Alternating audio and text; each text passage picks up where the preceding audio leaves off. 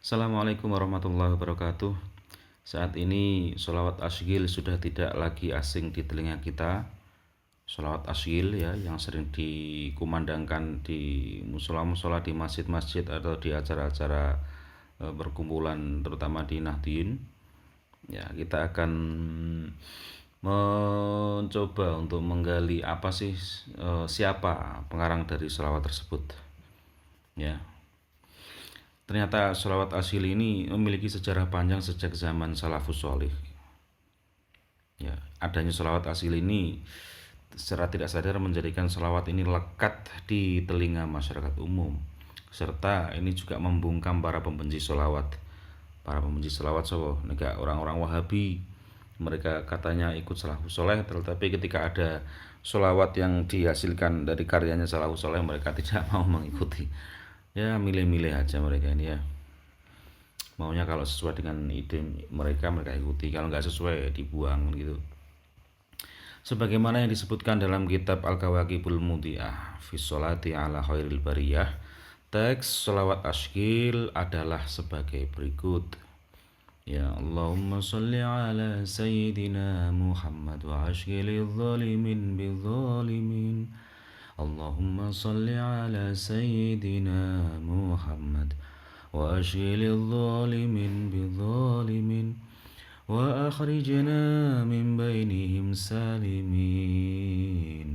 wa ala alihi wa sahbihi ajma'in. Yang artinya ya Allah berikanlah sholawat kepada pemimpin kami Nabi Muhammad, dan sibukkanlah orang-orang zalim agar mendapatkan kejahatan dari orang zalim lainnya. Selamatkan kami dari kejahatan mereka, dan berikanlah sholawat kepada seluruh keluarga dan sahabat beliau.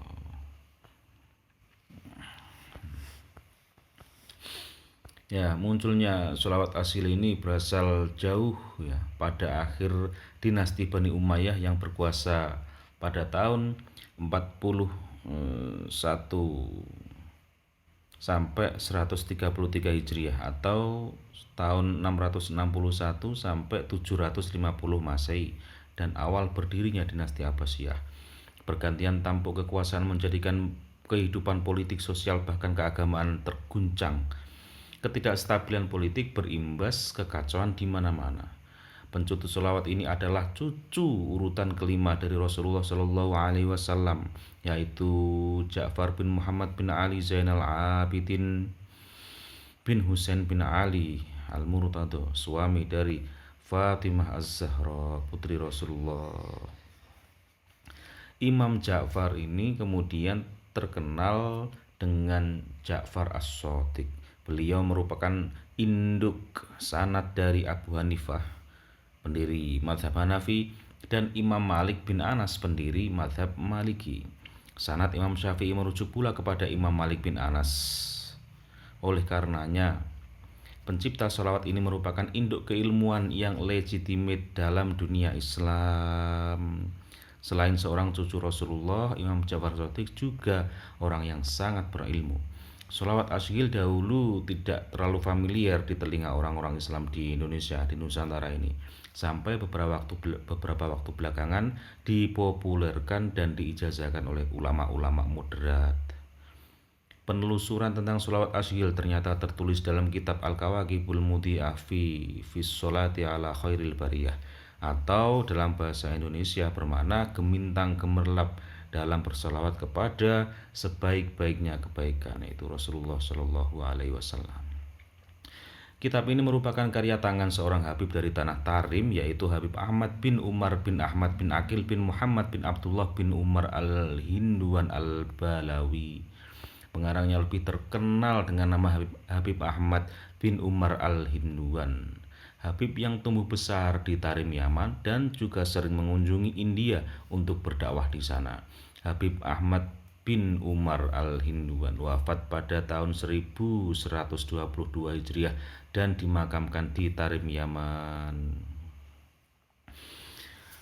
Nah, jadi sholawat asyil ini bermakna sholawat untuk menyibukkan atau mengalihkan ya. Kata asyil dalam bahasa Indonesia bermakna sibuk.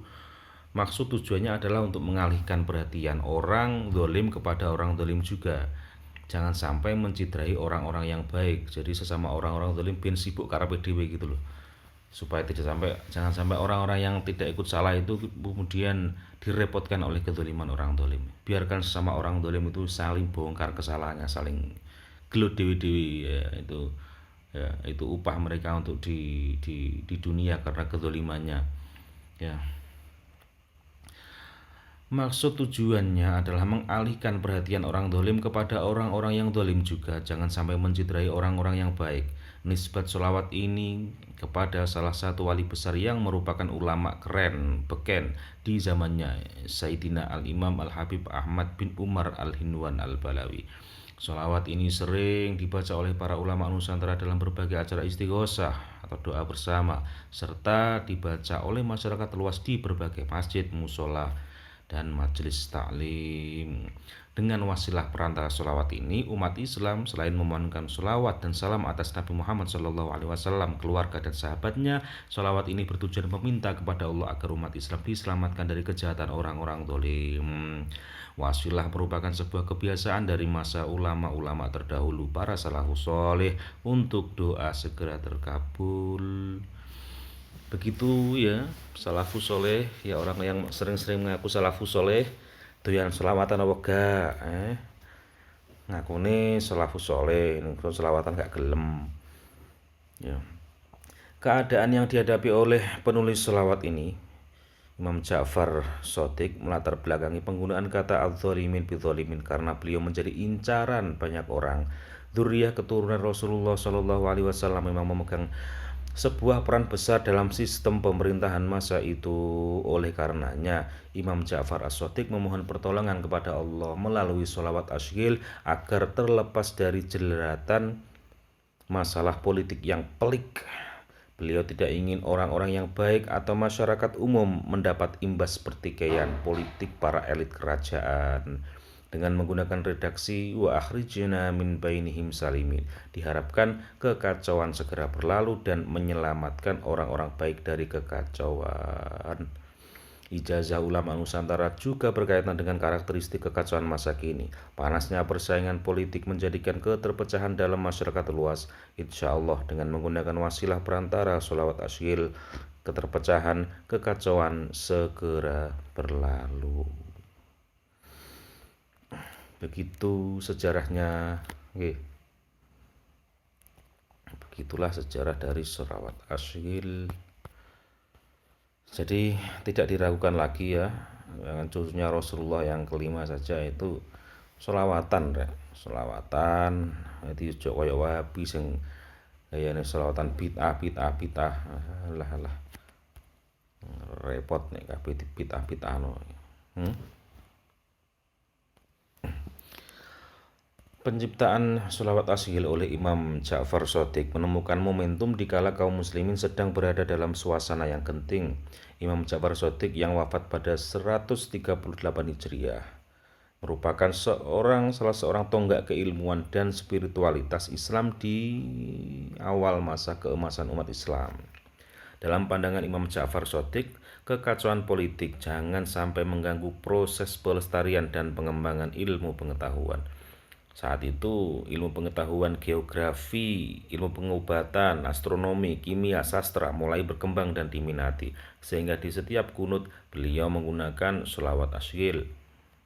Selain dikenal sebagai sholawat asyghil, sholawat ini juga ada yang menyebutnya dengan nama sholawat dzalimin, sholawat salimin, sholawat sibuk. Ya, Profesor Kiai Haji Ali Yafi berpendapat dalam menjawab pertanyaan terkait sholawat asyghil, baginya sholawat inilah yang digelorakan oleh ulama-ulama sufi dunia Arab, khususnya di Irak ketika negeri ini diserang oleh pasukan Mongol Hulagu Khan pada masa keruntuhan dinasti Bani Abbasiyah di pertengahan abad ke-13. Dalam catatan sejarah menunjukkan bahwa serangan tentara Mongol ke Irak menggunakan pasukan sebanyak 200.000 pasukan pada tahun 1258 Masehi. Khalifah Abbasiyah terakhir yaitu Al-Mutasim dipenggal kepalanya dan runtuhlah dinasti Abbasiyah. Istana yang dihancurkan, bangunan di Baghdad diratakan dengan tanah, seluruh warga kota dibunuh kecuali beberapa orang saja selamat. Buku-buku yang ada di perpustakaan Baghdad itu dimusnahkan dan dibuang ke Sungai Tigris dan Sungai Dajlah. Hingga konon air sungai berwarna hitam oleh tintanya. Secara garis besar, Asia Tengah dikuasai oleh Mongol dan tentara Islam sirna waktu itu. Keadaan kacau tersebut mendorong kaum tasawuf bangkit untuk berjuang. Ini ingat ya, ngomong Wahabi sing senengane ngenyak-nyenyak tasawuf. Ini tasawuf punya peran dalam perjuangan.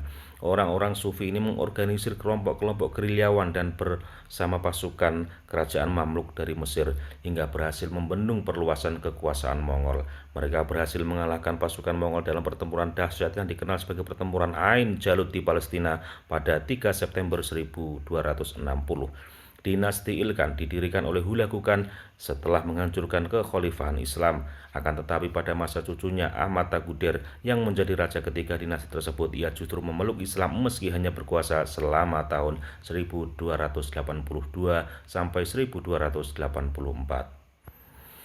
Pada era dinasti Ilkhan, raja ketujuh yaitu Ghazan, beliau memeluk Islam menjadi Mahmud Ghazan. Islam mulai bangkit kembali, posisi umat Islam menjadi ruang dakwah, mendapat ruang dakwah dan peradaban Islam dikembangkan lagi. Perjuangan para kaum sufi dengan senjata spiritual sholawat asyghil bisa menjadi contoh bagi kita bahwa sholawat memiliki andil besar. Sholawat memiliki andil besar, sholat memiliki andil besar dalam membantu perjuangan. Sholawat mempunyai banyak kemuliaan dan keutamaan untuk kebaikan manusia. Ya, tetap sholawatan, rasa digatekno wong sing ngarani sholawatan iku bid'ah. Mereka ngaku-ngaku ngajak kembali ke salafus soleh, tapi mereka mengingkari, menolak, dan tidak mau meniru apa yang dilakukan oleh salafus soleh. Padahal jelas-jelas Imam Ja'far Shadiq membuat sholawat ini. Dan Imam Ja'far Shadiq adalah cucunya Rasulullah, ya, generasi ke-5. Assalamualaikum warahmatullahi wabarakatuh. Allahumma sholli ala Muhammad.